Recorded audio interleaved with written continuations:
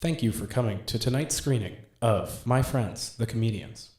Please ensure that you have your cell phone silenced. Enjoy the show.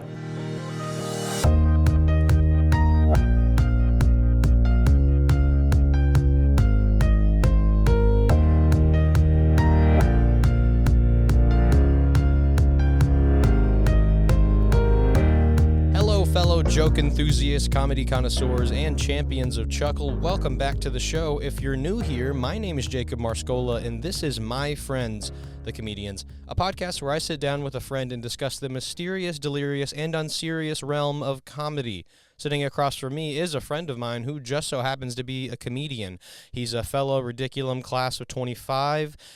He's done improv with me for as long as I can remember, and I think for as long as he can remember. And by that, I mean the last 4 years. And as of this recording date, we graduate together tomorrow. Please welcome Nate DiFulvio.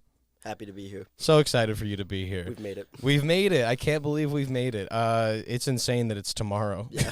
It's insane that it's tomorrow, and this will be released like weeks after we graduate. No, yeah. It'll be funny. It'll be an interesting time You capsule. can hear the tiredness in my voice from this past week. Yeah. My conspiracy theory is they do all of this like senior week stuff to like tire you out so it doesn't hit as hard tomorrow. Oh, so, that's a good idea. So then it's yeah. like, so then you're kind of like, oh man, like it's time to leave. Yeah, I'm ready to go. Yeah, I'm ready to get out of here. They make you pack faster because you're like, I need to leave this place. Absolutely. Yeah. It's been an exhausting week, and I haven't even like done all the activities. I have done all of them, and yeah, I can imagine it's so exhausting. I think it's especially weird because I mean I've been to like a few, just not all of them, but every time I've gone to an event, I'll see people and be like, all right, well, bye, because I don't know if I'm going to see you at commencement. Right, it's always, unless it's like certain people where I'm like, I'm going to find you at commencement. Exactly. It's like, bye for good. Like, it's also like, usually it's see you next year. And now it's like have a good summer life or whatever. That was a moment that hit hard of like saying bye, like, oh, when's your last final? To like some of my underclassmen friends, and then going, oh, wait. Oh, yeah. Oh. Yeah, absolutely. That was especially weird, seeing people taking finals after, like, did your finals get, like, done pretty quickly? I was done Tuesday. Yeah. I was done Monday. Yeah, I was done that Monday. Yeah. And so, yeah, it was pretty early for me, so I was just, like, watching all these younger people just, like, slowly disappear from campus, which is especially strange. Yeah. And then, because it wasn't like any programming, so then I'm just like, all right, what do I do with myself now? Yeah. Like, I have nothing. That had nothing to do, absolutely. It's weird. Before we get into the meat of the matter of what this show is really about, Nate, we need to talk about something incredibly serious, which is if your personality, if your interests, if anything about you was distilled into a coffee book, if a coffee book represented you, and it's a coffee table book, sorry. Yes. A book on a coffee table. What's your coffee table book? Who are you in a coffee table book? If you can think of a real book, that'd be great. But also you can make one up if you want. I'm no stranger to letting my guests make up books. I'd say I'm very much in the realm of like those fade-in like art retrospectives that are just like, it's like, you know, Yves Klein's like, and it's like 3 pages of a blue square that you just kind of like peruse. You just look through a blue square? Like there's no words. It's just photos. Huh. And then you read more, and it's like, oh, Yves Klein, like, invented his own shade of blue. And I'm like, no way, that's, like, so cool. Yeah. But then it, like, takes a bit to kind of, like, get that. But you can still enjoy it without having to go through all of the backstory behind it. Yeah. Interesting. You can thumb through it. Have you, like, have you had one of these books before, or, like, been in possession of it? I love a good coffee table book. You love a good coffee table book? Good coffee table book. Yeah, that's actually a good, like, an actual coffee table. Like, that's something that's, like, on a coffee table, you don't have to, like, take in too much information. No. It's really just about what you see. It sets the vibe. I like that. Maybe it's the same color palette as the decor. Yeah, honestly, yeah. Maybe it just fits. So it's literally just like this color book of just like looking through. I love that. Is it? Have you? I'm curious if like in coffee table books you've seen, or like even like dentist office books, or you know those classic books or whatever, or the magazines or whatever. How often have you like thumb through like an entire one of those while waiting or while sitting in someone's living room? Because I feel like I always pick one up and I'm like, I can't do it right now. It's too much for me. But also sometimes I'm on autopilot and I'm waiting for the dentist and I skim through the whole thing and I'm like, wow, I just consumed nothing. Well, what's interesting is a lot because of just, you know, medical stuff that we're all familiar with. I still haven't transitioned to a lot of adult doctors. So it's like highlights. And then it's Oh, like, highlights. so then I'm like doing I gotta find all 7 differences in these 2 photos. That's really So good. it's like a fun little throwback too, especially if it's like I could either be scrolling on my phone again or let's find all 7 differences. Oh, that's Let's pretty do it. good. And then they comment and I'm like, darn it, Dang, I was so close. yeah. I was about to, but it's a crossword. know. Come on, to do the word search. and it's like cat. I haven't done a word search in so long. I loved word searches more than I like crosswords because much easier, much more simple. I remember doing word searches and looking for words that weren't on the list, and that was always fun, like finding ones that just happened to exist there. Yeah. And I thought that was very cool. That is fun. Yeah, very fun. Well, that's your coffee table book. Thank you for getting your book on my stack. Of course. If I'm correct, I think that's the last stack of what I guess you would call season 1 of this show. Yeah. Because I don't think I'm recording with anyone else for the rest of what this season would be, I guess. So you've topped the stack, and we're going to put that to the side, and I don't know, whenever we come back, maybe we'll have another stack going. Wonderful. But moving on to the main reason we're here, Nate, despite the fact that at the beginning of the show I said you and I know each other's comedy journeys and have done improv together basically for all of college, I want to know where your comedy journey starts, or even if it is just your relationship with comedy, your interest in comedy. I don't know if you had too much of like because, I don't know if it's like, involvement fair, you were like, I got to do comedy, or if it was like, I see this thing maybe. Where do you feel your interest or connection with any kind of comedy or performance begins in your life? Take me through it. I think a lot of it is just I was just finding stuff that stuck, and sort of the advice I had gotten coming in freshman year was just put your name down for stuff. Put your name down for a lot of stuff. Because I signed up for Ridiculum thinking I'd do stand-up. Really? Yeah, and I went to one stand-up meeting, went, not my vibe, went to one improv meeting, went, wait, I like this. Yeah, this is my vibe. Yes. Yeah. I remember that. I remember at one point, you weren't like, I remember you went to a stand-up meeting. Yeah. And I remember just that one, and that was it. And then I think I went to one because I couldn't make a show. And I was just like, I just want to listen to, it was like the last show before, meeting before a show, and I was just like, let's see it. Can I just get your sets now? Yeah, yeah. Absolutely. So do you feel that pretty, like, so I'm curious then, do you feel that your interest or your relationship with comedy does kind of start with college? Is there any time before college that you feel you're like, oh yeah, I consume this stuff, or was it truly like, I threw everything at the wall, Ridiculum stuck, this is my first introduction, and I'm loving comedy? No, yeah, that was basically it. Awesome. Well, perfect. Then we get to talk about the thing that I know most about for the majority of this show. Was your first practice like the first improv, like the first practice that we had? So. I'm trying to remember because I so, think yeah. I remember you being there. I remember Owen being there. I think I remember Noel showing up and all these people.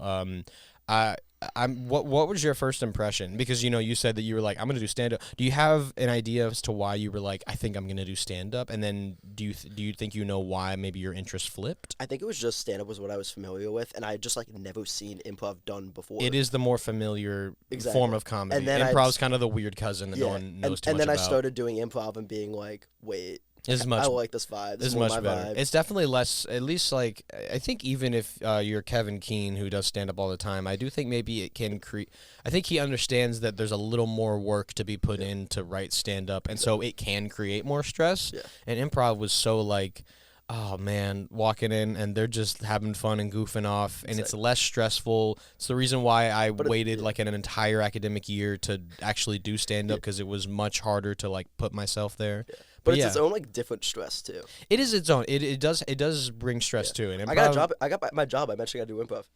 Really? I was talking to because they were looking through my resume, and like the bottom I had like other activities I'm involved in. I mentioned I did an improv, and they said, oh, because they asked, have you ever taken a public speaking course? And I said, oh no, but I do improv, so I got a lot of that yes and experience. And they said, oh, this is great, because a lot of the position is for transportation, traffic, highway, going to zoning board meetings and being like, hey, let's go, present this new design. And then you have all the concerned residents screaming like, why is the highway going through like my backyard? What is this going to do with the schools? And you have to you have to calm be on them the spot. Yeah. And you have to calm them down. And they said like it's a lot of improvising we have to do up there. So it's glad to see you have the experience. And I went, huh. You're gonna be press conference for all of your jobs. Exactly. Basically. Yeah. You're essentially just gonna be doing press conference with people. That's very interesting. That's very cool. Yeah. That and it's like in multiple interviews I brought up improv and they all said that's really cool and it's a skill. I think any time I get the chance, it's not gotten me a job yet, but I have, usually in that part of the interview where they're like, okay, well, what are some other fun things, and they're really just looking to learn about you. Yeah. I'm like, I do comedy and improv specifically. I enjoy, and they're like, oh, cool, nice. I think that's really cool that can get, because I sound like such a nerd every time I say this. Such an improv nerd, but like improv exists out there in so many ways, especially with like when I'm like talking to friends or people that I know, and I'm like, you could probably do improv, and they're like, no, I couldn't, and then I go see them do something that's basically improv, whether it's like a presentation or like something else that's maybe, I don't know, maybe more on the spot, but I'm like, you could do that, and it's out there in so many ways. I think maybe the thing that scares people off though is the comedy part. I think so, you got to be funny. Yeah, because it like, and that's, I think, have you ever? We'll jump outside of the timeline of your comedy journey for a second. Have you like in a show, or either in a show or in a practice, or like maybe early on when you started to go to these first few practices, did you find yourself trying to wrestle with like, I'm trying to have fun and relax, but like being funny is the whole deal here, and I'm focusing on that? Because I feel like a lot of people when they start, and you have this perspective now seeing new people come in this year, it's like funny is the stressful thing, and you're like, well, I got to do some funny stuff, and it might interrupt your scene work, or it might just make you, I don't know, loud, and like that's fine. But did you find yourself wrestling with any kind of that in the early days, or even like later on if you feel like it? I think so, and I think that's why I kind of was more gravitated to some more of the character-based stuff, is because I was able to kind of like be a bit more vulnerable in that it wasn't the, I'm putting myself out there that made me nervous. It's the, what if I put myself out there and no one laughs? Yeah, especially in a room where it's not a whole audience. Yeah. It's like a few of your peers, and that's especially difficult. And they're also funny, too. And they're also funny, and Yes. I've seen them be funny. That makes a lot of sense, I feel like, especially because, and that's, I think, why a lot of the times we stick newer people in, like, character games. Yeah. I think that was the first thing I remember doing was Bus Stop, and that was pretty low stress. It was go be a character for like a good minute and then talk to, and then leave. And I think that's why we stick a lot of new people in character games, just because it's like, just do something simple. Even if you are slowly turning into a tree, that's pretty simple. You can do that. Right. And I think you can tell a lot about what aspects of like character work someone's going to enjoy if you see them in like a party quirks, if you see them really try to like convey their character, or if you see them go like be silent and do like off-ball acting or whatever. That's very interesting. So yeah, I'm curious, do you remember possibly what the first game you did was, or at least do you have a very early like, this was the first game I enjoyed or I really liked doing? I think it was definitely something like the initial like party quirks. The initial party quirks. Things like that, where it was that realm of like some character stuff. I think one of my first ones was Chris Rock from Madagascar.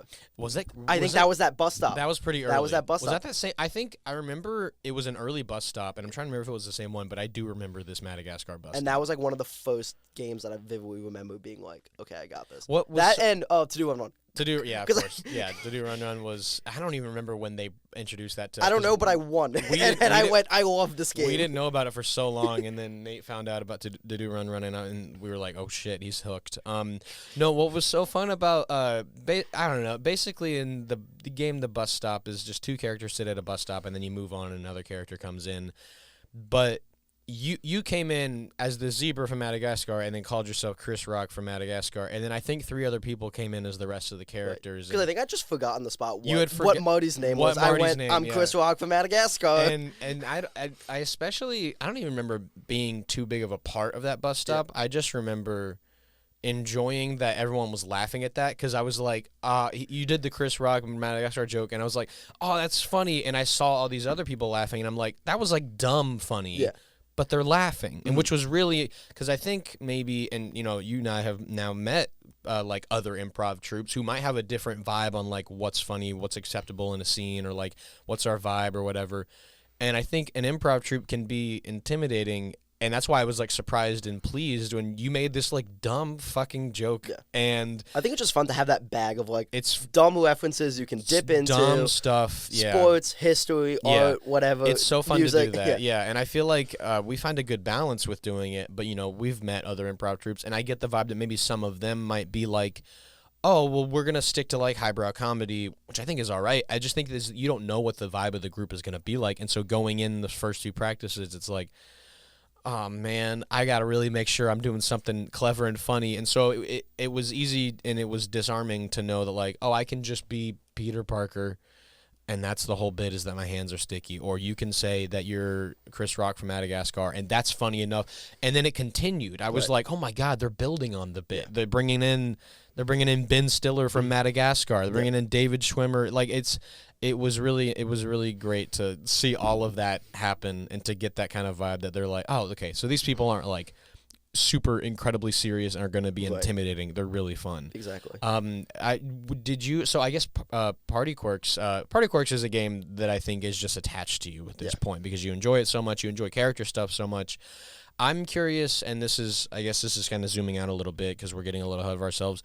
Your perspective being in Party Quirks, how do you think you've gotten better? Because I just think it's been, every time Party Quirks happens, it's like Nate's getting up immediately because he loves this game. Yeah.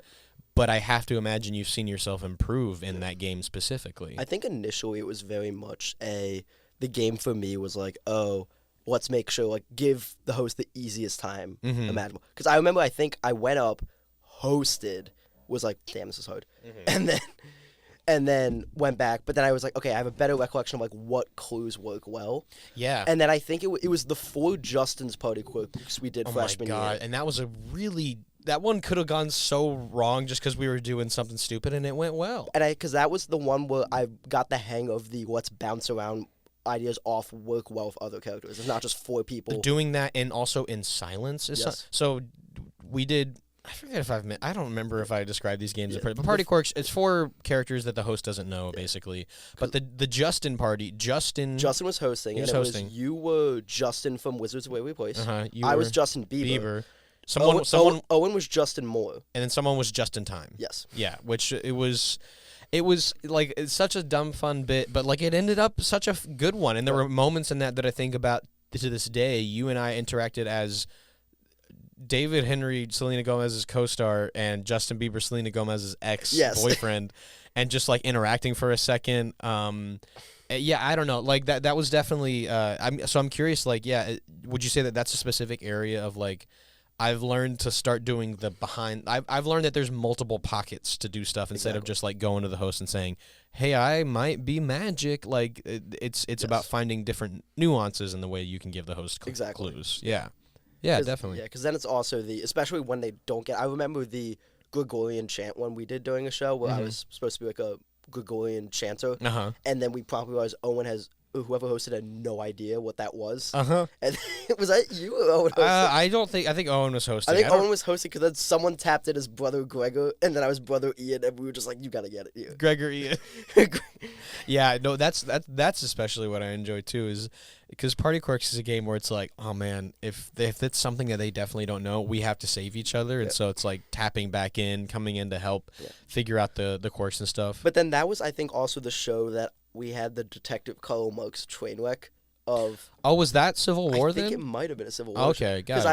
Because that was also the classic of, took me forever to figure out Karl Marx, and then I got it, and then immediately did like a cartoon pan to the you looked at the audience like, oh my god, I know who it is. I know who it is. And you started like humming. I think you hummed was it the Soviet anthem or something? I think so, yeah. And then everyone was like, oh my god, he fucking got it. Eventually. Which was so crazy. So we got like such a hard prompt too, and like the Rickies got like Shrek, and burned down a house or something. Yeah. So it was very I love our audience. Because was that also I think it was a later show. It was a Question This or Dr. Know-It-All, where my prompt the day practice before a show, it was gynecologist, and we waved it off with, nah, we're not going to get that in a show. We wouldn't get gynecologist. And then I got gynecologist in a show. It might have been a Dr. Know-It-All. I think it was a Dr. Know-It-All, and there were 4 up there because we had 2 Rickies and 2 Dylans. Yeah, I remember. I think that was the Johnny Hot Dog one where I got swept. That was also Johnny Hot Dog, I think. Man, was Johnny Hot Dog in a Civil War show? I don't remember. I can't remember. I just remember you and Noel two different characters, but sitting the exact same man spread backwards on a chair. Exactly. You were a gynecologist, and he was like an old cowboy or something. Yes. And that was, and I think Frank was like a robot or something like Yeah, that. the other two characters were sitting normally. Yeah, we're sitting very normally, and then the Dylans were like spread eagle Yes. on the backwards of chairs. Yeah. I specifically Party Quirks is a game that I've not grown to love. I've just grown to accept and respect because I don't love the game, especially guessing. Guessing's always very. Oh, of course. What's your perspective on guessing? Because you've not guessed often, but you will be like, yeah, I'll guess for Party Quirks. I feel like How do you feel about that I think part the of it? reality is I had to approach guessing from I am a character at this party too. Yeah. And going off of I'm going to get more by not asking questions and more sussing out the vibe. And by doing that, I was getting better responses and making it easier on myself. Yeah, definitely. Especially when it's about figuring out when you need to be the character and need to like lock in. And sometimes you feel like you need to lock in the whole time, but that's not, one, entertaining for the audience, and two, not super helpful for you because like you're saying, if you play the character, if you sit yourself in the party and you're not just Nate trying to get out of this game, Exactly. it becomes less stressful and also becomes easier to interact with your characters, and that gives you clues. Yes. It's such a. And then you sometimes get the funny moments of, I think I did, it was a Party Quirks. Oh, it was a dating game. I was guessing, and I was like, I'm going to like do like a sad Tony Hawk type or like come up with a character, and I'm like, what's a really funny one? And I had unnamed male podcaster, bro. And I think Koichi was Andrew Tate. Oh my god! And it was we were doing the same thing. That is, that's so good. I love moments, especially when someone, because I think there's a moment I'm thinking of, like, I think it was Andrew Mister's last show, and we did a Party Quirks. Owen was hosting as Obama. Owen didn't know Andrew had gotten Trump as a prompt. Like, it's so beautiful when minds that aren't connected at the moment, like, choose options that work so well, because, like, they'll choose, like, what kind of party it is, or they'll choose what kind of character they're going to be, or even what snacks are on the table, and the audience goes, oh, and that kind of dramatic irony is really fun, and I think that's why our audience loves it so much. I think it's even why we like it so much, because unless you're the person guessing, and even then that's really fun, the irony is everywhere, and you know everything that's going on, and you can help manipulate it to make the scene go along. But even at times, I've even seen like sometimes when we're doing it, and the game's not going very long, so we're like, we got time, we're good, and you like aren't, and it's like okay, we're not really gonna like throw the clues at the host, but you kind of just sit there like, who am I? Like you take a look at him, you're like, I dare you, guess who I am. I wonder who this is. Well, I think it was one of the ones. I was Batman, Mm-hmm. and then got guessed immediately, and then spent the rest of the game hiding in the curtain. You've played Batman and Bruce Wayne in a Party Quirks. Yeah. You did Bruce Wayne this past Civil War. Yeah, and That's I crazy. did Batman. Oh the yeah, last, you just went and hid. And yeah, it was Colin gave the suggestion both times. Because and I said, I'm taking it. Thank you, Colin. Absolutely. Yeah. We'll take Batman. And because I remember it was every time I would like pop my head up behind the curtain and give an answer, Owen would be like, "Thank you, Batman. Thank you for the assistance. You can hide You back would in the-" just full on. Yeah. That is another. Listen, maybe this is the Party Quirks episode, but we'll get to the rest of the comedy journey. But it's a very special game because unless the host tells you to leave or guesses who you are exactly, you're staying. Yes. You get to stay there. I mean, like. Everyone. Oh, I was fully guessed too, which was you were fully I was guessed. fully guessed and made the conscious decision. I am going to. And, I said I was going to disappear into the shadows and just hide behind the. Which curtain. actually, so that's like a weird like in between the lines of like I'm here but I'm not here, and Owen's like, it's good for the scene, it's Right. funny, so we're gonna keep helped. it. Gave him some clues. Absolutely. I'm curious to hear about, and I guess in the context if you did Party Quirks, but also in general, if you remember much about and want to speak on your first improv show. Because it's always I feel like it's always special to hear the perspective from people. If you remember it specifically, or even one of the first ones you remember. My first one, I came directly from my OC interview, so I was dressed up. Oh my god! It was the blue show. I was like in blue shirt, blue pants. It was the cat show, yeah. Yeah, and I was like fully dressed up. I think I had texted Andrew like, "Hey, I had my OC interview before this, so I'll be like late to call time, but just want to let you know." And I remember like putting up spare shirt in my bag, like, oh, maybe I'll swim into something more comfortable. And everyone's like, no, keep the dress outfit. It goes great. This is great. It fits the vibe. Because like everyone's vibe. kind of like all different blue things, and that was kind of like I'm here. I'm here. I'm Awesome. here. Do you have any specific games or like stuff? I mean, did you? I think I did a party. Did you do party quirks? I think I did a party. I would have to imagine. Yeah. I'm curious. Like, do you have because also something that's really special to hear is like that's your first improv show that you're performing, and then did you have friends be like, "Holy shit"? How many times have you been asked the question like, "You didn't make that up, right?" I was like, "Well, you guys like plan some of that, right?" I've gotten a couple like the how do you come up with this sort of stuff? Yeah. And it's always a very fun gag. It's great. It's great because I can go like, we didn't plan it, and that's what's fucking. I wish cool. I could tell you something. It's. I have even though we've done it for so long. After every show, I'm always like, man, that's fucking awesome that we just made that up. Yeah. Like even if it wasn't all funny, it's Where like did we pull that from? we did an hour and like 15 of making shit up with like the framework of games maybe, but that's it. And yeah, it astounds me when we do it. It astounds me when I see new people doing it. I'm like, I'm blown away that we do it every day and you guys just did it for the first time. Like exactly. it's insane to me. I don't know I think because I talk so much about improv on the show and with friends, I don't talk enough about how it still blows my mind a little bit. Yeah. And I don't fully understand how we do it still. Not to make it this like mysterious high being like thing, but like it's I don't know. It's just bonkers. You have to seek nirvana to do comedy. Yeah, you have to seek nirvana. Yeah, you must reach the utmost level of Yes. of enlightenment, and then you can understand improv, which I'm hoping to get there one day. Yeah, eventually. Absolutely, yeah. Anything else about that specific show? I'm just curious. I genuinely don't remember it. It's hard. Do you also like kind of forget a lot of the shows? I mean, I think if it's you like, don't watch like them back, they blend together. They blend together. It's very like. Do you have? This is a good. I feel like. Do you have a moment? Because I don't even if it was your first show, then great. Even if it wasn't a practice where you were like.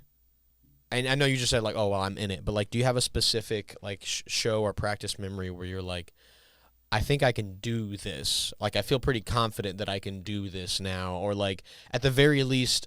I feel like I'm in, and I'm not like trying to cross a threshold where like figuring out how to do improv. There was a show, I think it was my sophomore year, and it was practice before the show, like a Wednesday night, and I had caught something. I found out it was mono. That was it. It was God. I was not feeling great. Like not like overly tired. Like I was, like it was the classic sweep it off, vitamin C. Yeah. Inshallah. Yeah. And so I'm like kind of tired. I'm kind of loopy. I'm doing whatever. And I just remember full sending it in this practice because I like going all out, like whatever last bit of energy I have. And like afterward, Pat and Siobhan being like, that was a really good, like that's like some of the best stuff we've seen for years. You just need to be sick and on adrenaline. Exactly. I just need to be sick. That's awesome. And then I found out it was like mono over the summer because I got like blood testing, and then they like found the antibodies that are like you've had mono in your like prior history. And then we timed it back, and I was like, no, it was probably then. Okay, I just need to kiss more people. Then. Yeah, I just need to kiss more people. Absolutely. Yeah. That's so very. Was that Justin Grohl Appendix Memorial show? Do you remember? Like the practice before. Possibly. That's. It was awesome. cold out because I remember wearing a cardigan. It might have been Justin it's Grohl. the then. one that we all post of everyone like jumping. There's like a photo of like 5 of us. Oh my God, that communally practice! jumping. I remember Yes. this. Yeah, that was so fun. Yeah, we and Miguel's like on the ground. Yeah, Yes. and we're all jumping up. I remember. I don't this. remember the bit, but everyone posts that photo. It was. I think that was like a freeze for sure. But it's a great photo. Yeah, that's crazy. I can't say that I remember the practice specifically, but that's awesome. I feel like that's super fun to be like, I'm fucking sick and I'm not doing great. Fuck, I'm just adrenaline, and I'm gonna put in for this practice, Right. and then the president, vice president are like, holy shit, what the fuck was that? Yeah. Where the fuck have you been, man? Exactly. I love that. I love that so much. There's been multiple moments I think in practices where I'm not feeling it, and then I go in. I'm like, oh man, I don't know if this is. I'm not, and I don't know. Some bug hits you sometimes in a scene, and you catch something, and then maybe you find like a good gag or a bit, and you just keep hitting that. Exactly. And then at the end of the scene, you're like, what the fuck was that? I think I've felt that a number of times in pre-show warm-ups. I felt it a few times in shows, but like. It happens specifically in practices for some reason. I hate that sometimes all of our best shit happens when no one gets to see it. Exactly. It's such a tragedy. I feel like a lot of mine is very like topical over like I heard something funny or whatever. Like one of my friends went to her sorority formal and kept posting photos on her Snap story the whole night of like her and her sister's dabbing because she was, quote, trying to bring dabbing back and make it a New Year's resolution. And I think there was a freeze like the day after where anytime someone was like remotely close to like doing this, I got it. Like, we're bringing dabbing back. And I just like, I'm hammering this bit because I thought it was funny and I need to spread the word. Something that Justin said in his episode, he was like, I love bell curve. And he was like, and we kind of joked about this at our last practice this year, but he was like, I always love to start bell curve.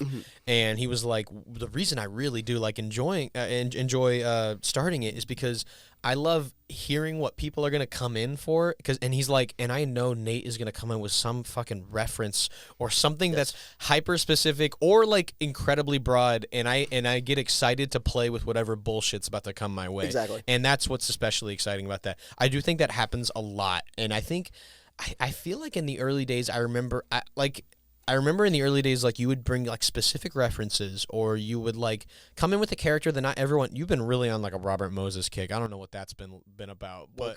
Work, is that it? Yeah. Is that it? It is. I was going to say, yeah, I feel like, your work can bleed in, for sure. And part of it was also talking to someone at Georgetown, and it was, when we went, talking to someone who was from the Columbia-Barnard joint team, so very familiar with Robert Moses' exploits, and she goes, "Oh, you're gonna Robert Moses, aren't you?" And it was this tone of disdain of like I'm not gonna be displacing low-income neighborhoods. I'm just fixing the highways. Oh my God, it's so funny to hear because then it's with that reference of like, no one else would know it, but no one else. But like for Columbia Barnard or like one of the NYU team, it's like someone else knows who Robert Moses is. I feel like during our shows, you're always the one looking out for that like 1% of the crowd that's gonna get it, and they always get something. Like you always say something incredibly niche, and then one person's like, "Holy shit, I can't believe I knew what that was," and that's especially exciting for them. Also,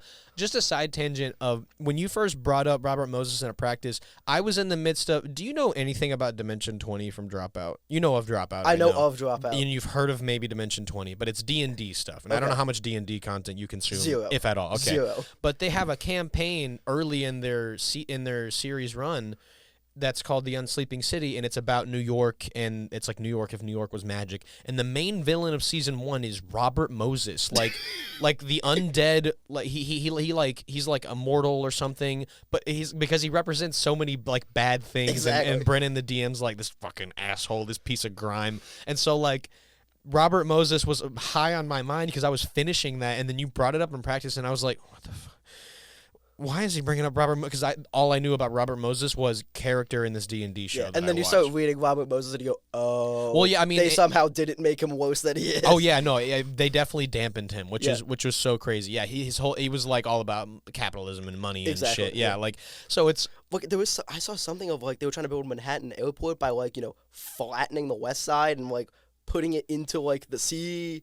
And like you see these plans, and they're like, "Oh my God!" Like they were actually gonna do this. It's like cartoonish how fucking like the plans would just be like, let's get rid of all of that part of the city, and that's fine, right? No one lives there. Well, someone lives there, it's fine. Yeah, put a highway there. It's so crazy. Yeah, so it was just so weird. Like the last, not this whole semester, but the last like 2 months of this semester, you were all about Robert Moses. He keeps coming up. He keeps coming up. It was so fucking crazy. And by the end of it, Ridiculum knew who Robert Moses was because of you.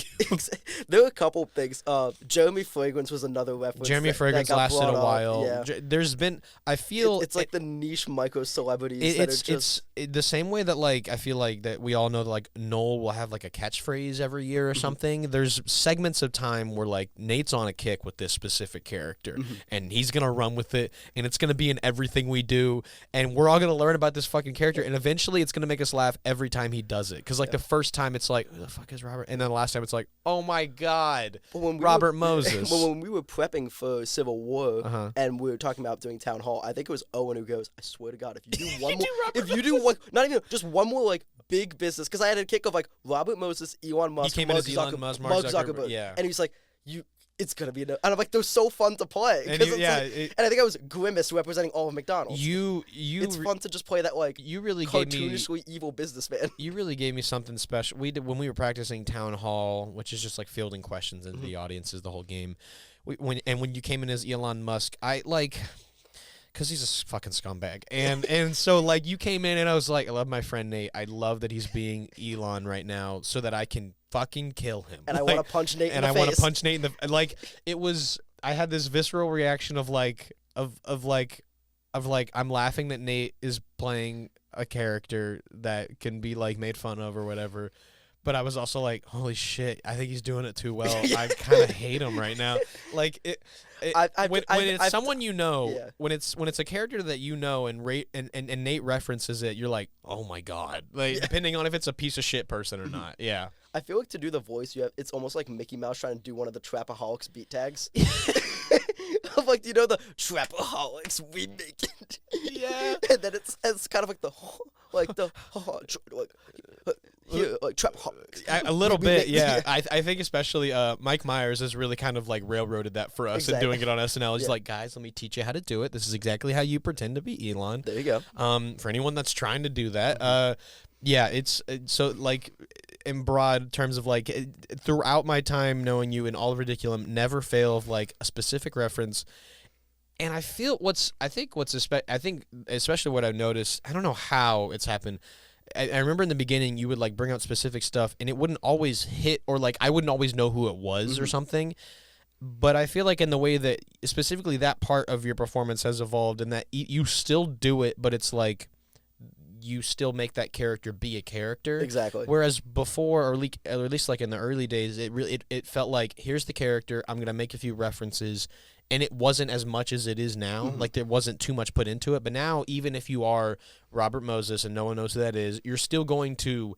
Because Robert Moses, the whole thing that, like, you enjoy about playing the character of, like, this guy's horrible, or, like, he loves tearing shit up. And so...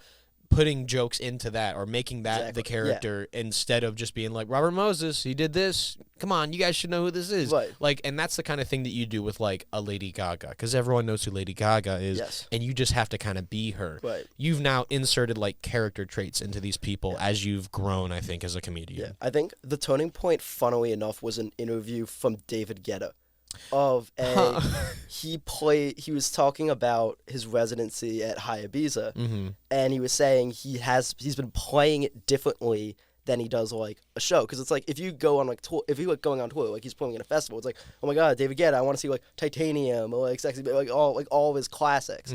But then at like Ibiza, he's kind of this like entertainer of like, this is what I want you to listen to. Yeah, and it's kind of I've noticed that of like trying to split that vibe of like I know these bits are gonna kill, and like you kind of doing some pandering. That's why we keep bringing up Kim Kardashian half the time. But then it's also like I also know, hey, not everyone knows who Robert Moses is. But then it's like, let me make him funny for you. Let me make him funny so you can at least appreciate why I love this character so much. And it's like a weird. Shout out to his family. It's one of my favorite videos on the internet. Shout out to his family. Is David Guetta.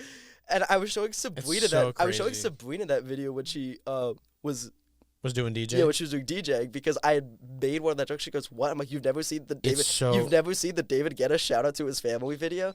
And I think she referenced on her card like to me of like I don't get half of these like 2010 EDM references, but I appreciate them because I know they're from a place of love. Yeah, like, that's so sweet. I feel like that is people come to our shows at least in the past 4 years. The vibe's gonna be different now. I don't know what it's gonna be like, but like they're like, Owen's probably going to fling his body on the floor. Yeah. You know, Noel's probably going to be either a Southern man or the complete opposite or whatever, expecting different things for different people. And it's like, Nate's going to throw in a specific reference, and I am going to laugh either at the fact that I get it or the fact that I don't get it at all, and he's still running with it. Like, there you go. And I think especially there's been times, and I'm even thinking in practice, because I feel like you've understood this too. There's times to reference and there's times to not reference, because like we've talked about it so much. That's not Nate's only shtick, like in comedy or performance. He doesn't just like reference niche people. It's just a specific part. But I feel like I don't know. It's like you hit a specific area, and it's not been your whole thing. But whenever you do it, it's like, I know when this fits, because you don't. I feel like I'm trying to think of a game of like, well, in a character game, it's like if I'm given something, I know I got to run with this, and you understand when it's appropriate to like throw this shit in. Well, I think a lot of it is also what we've said before of like we didn't see ourselves as like an improv people. It's like people who do improv. Mm-hmm. So it's like sort of that vibe that's different. So I remember somewhat great story. When we had went to go see Dropout, and Gabe and I had gotten there early. Mm-hmm. Gabe's huge Dropout fan. Gabe and I met through Level. So we met through like a disability space, very close to that. He has ADHD, autism, dyslexia, dysgraphia. And so we're there, we're getting a drink, we're waiting thing, and he whispers over to me and goes, I mean this in like the nicest way possible. This may be one of the first places I've been in over a year where I'm in the bottom half of neurodivergent people in the audience. And I burst out laughing. It's the community of Dropout is like incredibly, it's very, all very sorts of people, yeah. very neurodivergent. Yeah, that's very, wow. And it was I was not expecting that to be where the conversation is going. And I think I just lost it. But I'm like, I don't know. But then it's also who do you play to of like I don't know who else in the group understand like what everyone's view is, but I also know it comes from a place of love. Yeah. So it's I think specifically, and I think you're right about the basically the demographic of the Dropout audience. It's everyone and anyone, but it is like incredibly inclusive. Like what's especially I think enjoyable about Dropout, which is like something. Did you like through like you've started to consume a little more Dropout media from like knowing people? I think that it just are, showed like, up on my reels. Just showing up on your reels. It's perfect. Yeah, but which is great because my reels will sometimes go through kicks of like I don't think Instagram knows where I am. Mm-hmm. Like there was Instagram thinks I'm from Syria, so I was scrolling when you had texted about filming. I'd gotten a video about this one like Syrian singer like singing to liked it and scrolled next reels in Syrian next like I got like 20 reels in a row in Arabic. I speak none of it. I'm laughing at all of them. Having such a good time. Having such a great time, and then immediately switched to I believe like Ukrainian too. Mm-hmm. I get a lot. I've gotten recently like foreign language AI videos, which is sometimes upsetting. Sometimes it's like I don't need this, and I don't understand it, and I don't like it. Like it's so weird. The demographic that I mostly get is the Facebook boomers who don't realize that when you post a video to Facebook and you have an Instagram account, it also reposts to Instagram. Yeah. So it has like 3 likes, and I'm like, and I feel so special. Like I'm one of the 4. I'm about to increase. I'm about to be a 4th of the likes, and I'm gonna make this guy so happy. Yeah, it's like, oh my god, another like. Yeah. It's like, who's this person? Yeah, I love that a lot. I was on Cartelgram for a bit. That was pretty funny. Cartelgram. It was like like summer plans, and it's just like the process of like cocaine production. And I went, I think I'm getting put on a watch list. I didn't think that could just be public on Instagram. That's fucking crazy. That's so crazy.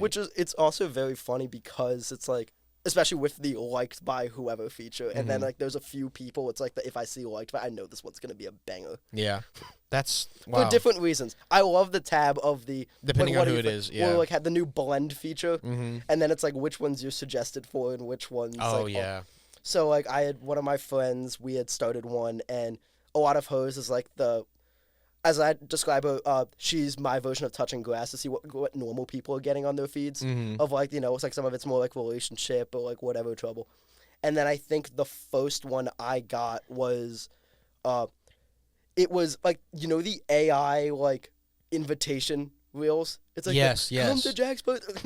And it's from like the original account too, not one of the reposts. Yeah. So I think I like DM'd Sabrina or Katie because I forgot who was running the Ridiculum account and go, can you please make one of these for our next show?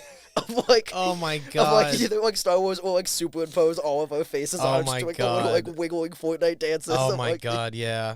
Oh man, I'm gonna selfishly, I'm gonna miss seeing my face on our Instagram. I know. I'm gonna miss being a part of like promoting shows. Oh, yeah. That was especially fun, like coming up with themes. I guess this is jumping. Well, we'll get there. We got time. Yeah. But I guess I'm curious, like, as we started to get older in Ridiculum, and like newer people showed up, kind of talking about these newer people. I'm curious. Like, did you feel? Did you feel in any way like averse to becoming like a teacher, or not even averse of just like, oh shit, is this me now, or was it like, no, I'm ready, like I'm excited to teach these people, or was it like a weird like, because and especially you're the Miguel Badia of the exec board, and so it's not like you were like, well, you're on exec, you must be teaching. But, like, I feel like, and we've expressed so many times, it's like you're a senior or even a junior, like, that's a responsibility you have regardless. Did you feel that coming up pretty slowly, or was it like I'm ready to go, or how did that feel for you? I think a lot of it was I was really good at like the non-improv teaching. So it was like I think it was Real Flappo's party at Noel's house, and Katie and I were hot, overstimulated. It's like, let's go for a walk. So we went for a walk, and do you know the weir that's on the? I've heard of this weir, yeah. Yes, there is a weir for our listeners who are not versed in civil engineering. It all goes back to civil engineering. All goes back to civil Robert engineering. Moses again. Hi guys, it's me, Robert Moses, here to talk to you about water resources engineering. Jesus Christ. So, it's basically a like large concrete box that's over in that stormwater wetland that's by the law school, and they do a lot of testing there for collection of runoff and rain in general, and then it also controls the outflow, and they can see how quickly it's moving and also test water quality. Okay. I think we just sat there and talked for like an hour. Awesome. To the point of I'm getting texts from everyone, where'd you guys go? Where are you guys? And yeah. we're at the weir. Where's the weir? It's the I don't know how to describe where the weir. It's the weir. That's awesome. So sort of like understand like in terms of like either bonding or just like being like a leading presence. Yeah, is sort of what you started to notice yeah. yourself. Yeah, well, because I feel like a lot of, especially like in the room of thinking about like you as a leader and like teaching or whatever, like it was a lot of example giving or like a lot of like just doing in a scene or like being in a scene with people. I think especially it was especially exciting, and what I really appreciated this year from you was like if you were in a scene with like a newer person, whatever fucking bullshit they came up with or whatever fucking bullshit you came up with, it was always like, all right, we're doing this together. And it's always a little hard, I feel like, to do that with a newer person because you're an experienced improviser and you're like, I know exactly how scenes should go, and no one really does, but you might have that like inclination in your brain. But then they come in and they might like do improv a little differently or like in a way that's maybe detrimental. But I didn't see that a lot, honestly, this year. It was mostly just like different kinds of improv. Right. And you were like, yeah, fuck, okay, cool, we'll do this now. Yeah. And it was especially, I feel like, second nature for you to do that. Do you want to know what's helped me with that I've realized? What? DJing.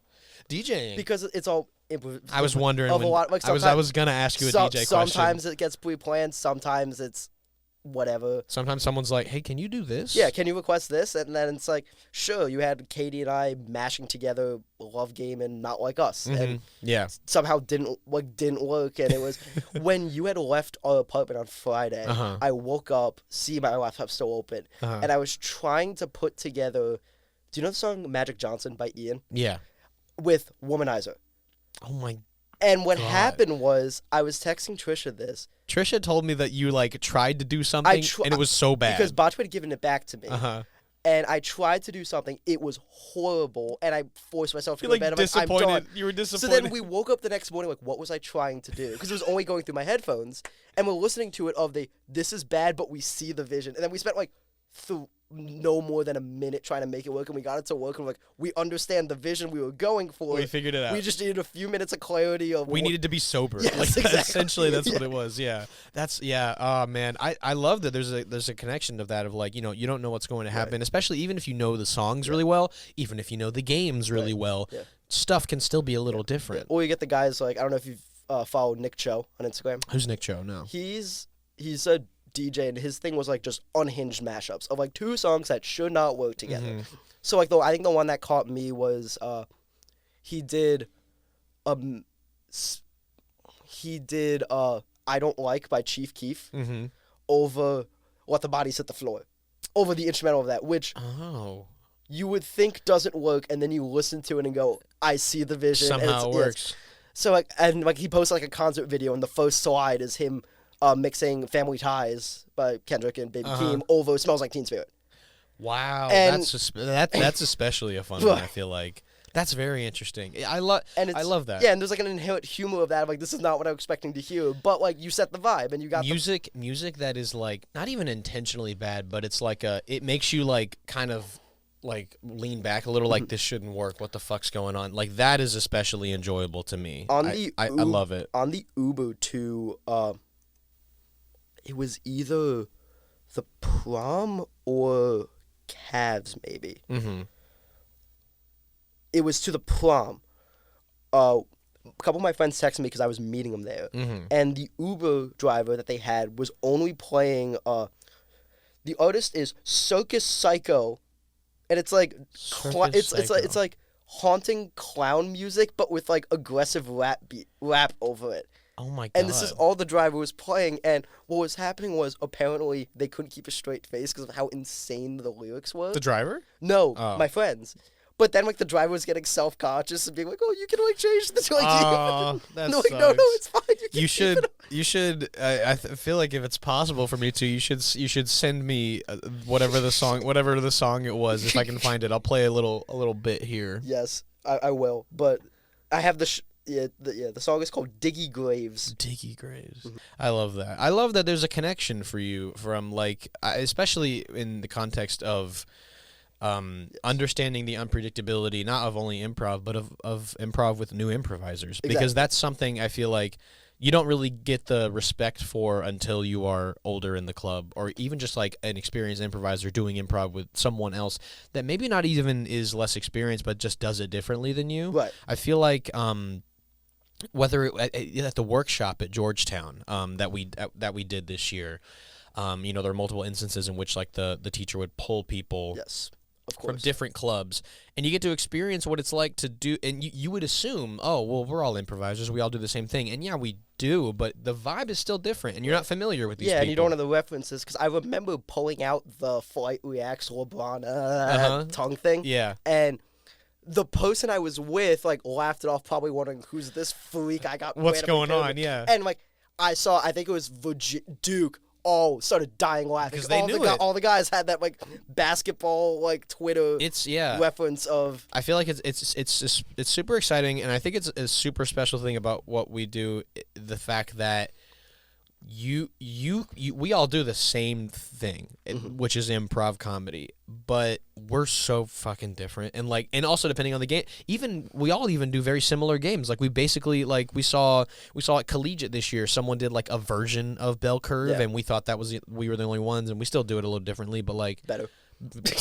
Listen, man. I liked it. I liked ours better. But they did amazing. Well, I was telling because a couple of my friends go to Bryn Mawr, and they're like, "Oh, you do improv?" Because I think was it Lighted Fools? I think reposted Ridiculum. Yeah, Lighted Fools, which is was that the School of Art? No, that was Bryn Mawr. Yeah, that's Bryn Mawr Haverford, for my team. Gotcha. And so they saw that like they had made the connection. Like, oh my god, you do improv too. It's like, have you seen this? And I'm like, yeah. Like how weren't they funny? And I'm kind of like, yeah. Okay. And it's like it's not a hard feeling, but it's also the like we went in with the intention of we're gonna be funnier than this person. So like, there's that sucks. natural disdain. That is such the collegiate comedy challenge, and I love it so much, and I hope it keeps going. It breeds a weird feeling of like we're all improvisers. Yes. And I'm funnier than you. I'm funny, but it's not even the way that like with Civil War, it's like it's a competition show, but it's all a show for our audience, and they're paying for it, so we want to give them a good show. But Collegiate Comedy Challenge is like a competition, and like whoever gets to the end, gets like a trophy, and I don't know, maybe I don't know what we've never made it. The satisfaction of winning. The satisfaction of winning over other really good teams. I can objectively say I'm funnier than you. I feel like that's the best part of that. Of being like, I think I am quantifiably funnier than you as a person. Which I feel like these professionals confirmed it. A lot of comedians. Better luck next year. Yeah, better luck next year, bud. Hit the gym. A lot of Just imagine like a Rocky training montage that's just improv. That's just like zip zap zop. Oh my god, I would love that would have been such a fun sketch to make with the group. But I think a lot of especially because specifically improv is about support and loving all of each other and really like respecting what you do. And so I think, and I don't think it's I don't know if it's taboo to say or whatever, but like we're all sitting here and like we're trying, especially when we're with our own team, it's like, okay, well, don't think you're funnier, don't think your idea's better. So when we've all been conditioned to like be incredibly supportive of each other, when you're put into a competitive setting, a part of your brain is like, this part's allowed to come out now. I'm allowed to be a little competitive with this thing that I've been told is very collaborative. Like, and that's a hard feeling to balance. And like I've experienced it doing collegiate, and you've experienced it doing collegiate. Even it's not a competition, but even experiencing it, I know you weren't there, but the first year that we did Georgetown, we saw all these long form groups and you saw the long form groups. They're fucking insane. I don't understand how they do long form that great, and I love it. But we saw them do this, and we were like, first of all, we thought we didn't really understand that kind of long form existed, and so we saw them do it, and we had this feeling of, oh god, they are way better, even though this wasn't a competition. Like, but you can all, especially in comparison, that'll always exist. I feel like in the performance space, because as humans, we're going to compare each other to each other. Yes. So it's hard to really put that to the side and just be like, oh, God, these were all great. Also, we're great, too. And so Collegiate Comedy Challenge does create a space where it's like, but I should be competitive here, right? Especially in the innuendo round, Right. when Owen and Justin are like having to jab in, like Yes. like really step in front of a person on stage and be like, I have the joke, because that is quantifiably important. Yes. When it comes to a tiebreaker, it's like, how many jokes did you make that at least got a reaction? Right. So it's I think that is a very interesting point you touch on, of like it's an area I think that maybe a lot of performers don't like to talk about because it sounds like you're being a dick, but it's incredibly human to be like, I think I'm funnier than that person, which sucks to hear yourself say, but it's true. It's fine. Yeah. And then it's like you notice in other means of like, I've mentioned this off air of like I played Jackbox with like other friend groups, and it's like I'm sweeping, and they're like, "How are you this funny?" And I'm like, well, I do this, but I do this. Yeah, well, that's also a fun area too, because it's like you get to understand what it's like to play with specifically comedic performers, and then you get to understand what it's like to play with your funny friends. Exactly. And both are funny, but funny in different ways, or sometimes maybe they're not funny. Right. And then what they sometimes will like play it a different way of. I've also noticed a fun group to play it with is some of my friends in a level, is because like the idea of like what's up for fair game, and we've just basically made it all of your medical history and traumas are up for a joke long as it's funny. As long as it's funny, yeah. I think it's so fun. Jackbox specifically, I feel like we don't talk about it enough. It's such a. Well, I mean, it was great for the perspective that I've got from some alumni. It's great for a group like Ridiculum when COVID comes up. It's literally like the only thing you can do. Like, you don't want to do improv scenes on Zoom. I've seen and experimented with that. It's not very fun. And so Jackbox is like a fun game, but it like exercises not the part of your brain that does jokes, but the part of your brain that reacts to how other people react to your jokes. Like, understanding the thing that you did, maybe you don't get the reaction because you've been in that room maybe doing Jackbox. Yeah. You throw in something you think is hilarious, and the group isn't like dying laughing immediately, and you're like, okay, I'm trying to understand this group. That's been especially helpful to like understand the people that I do scene work with, the people 100%. that I write stand-up comedy with, to understand what works for them, what works for me and them.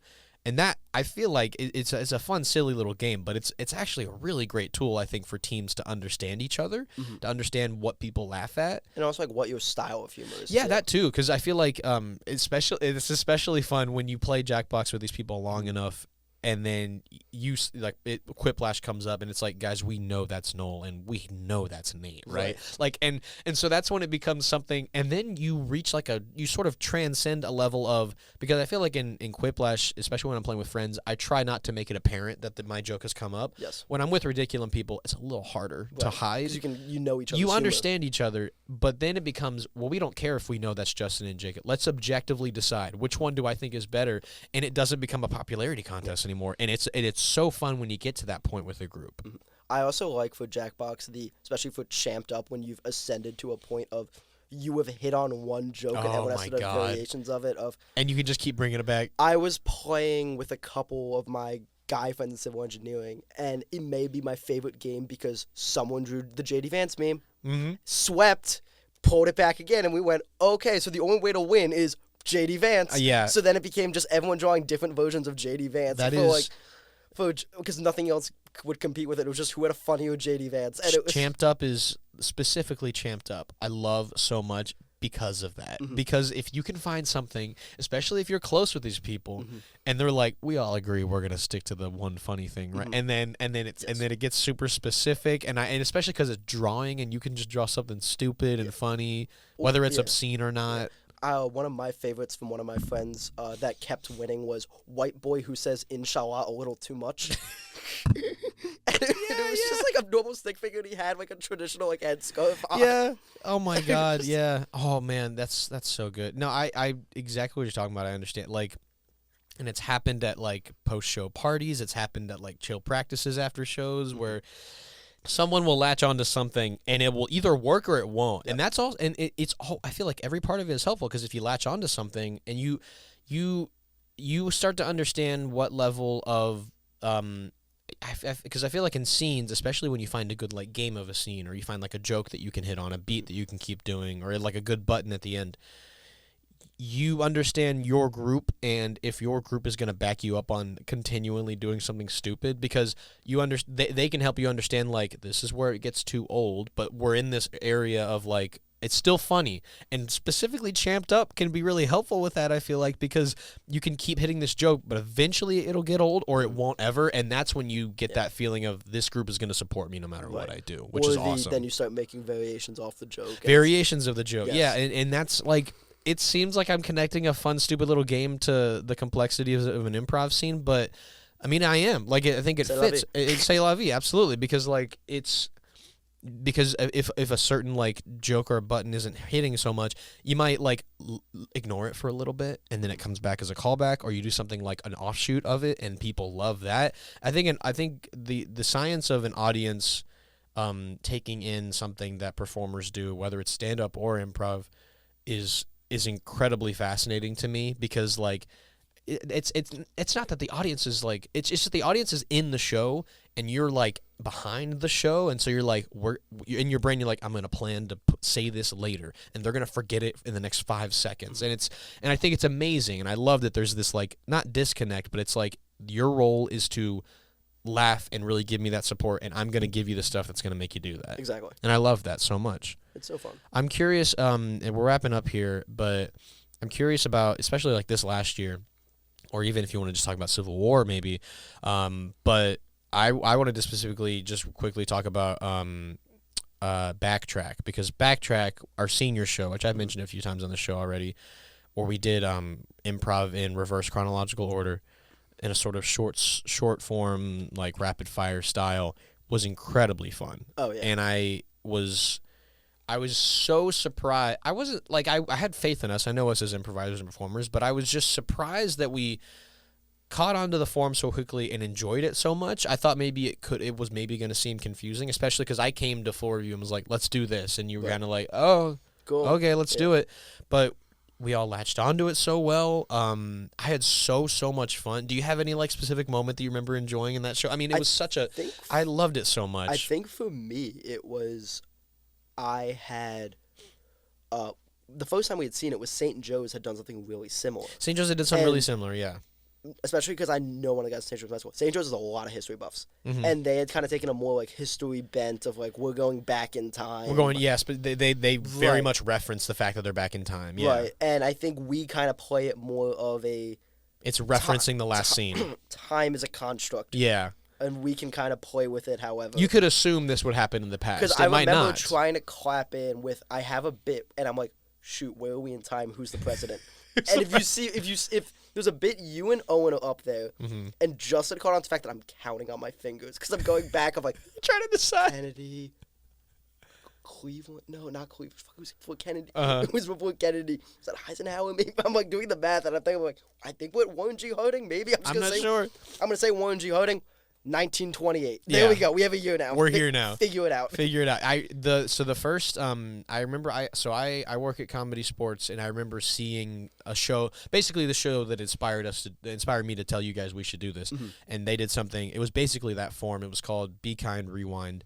But they would millennial code. it's a lot of millennials, man, and you know what, they're funny. But I remember they would occasionally, like, they tried to stay a little more attached to, like, what time period is this, and the funny of it was like oh, I've invented the bicycle, and then the scene partner's like, oh, I thought we maybe invented that already, or like it's sort of it's like the scene partner's trying to put together, like, what time is it? Exactly. And I'm glad we didn't, like, anchor ourselves to that, but it was funny to every once in a while reference stuff, or like one little bit. But it was. When else am I going to mention Warren G. Harding in a show? You have to, yeah, absolutely. Yeah. It's underrated presidency, not in terms of, like, presidency, but just in terms of, like, you read the stuff and it's, how have we not learned about this man? Yeah, how is this? Some of the stuff that he would, I've said this so much, and some of it has just been, like, other things. I feel like I've said the phrase, you could just do stuff back then.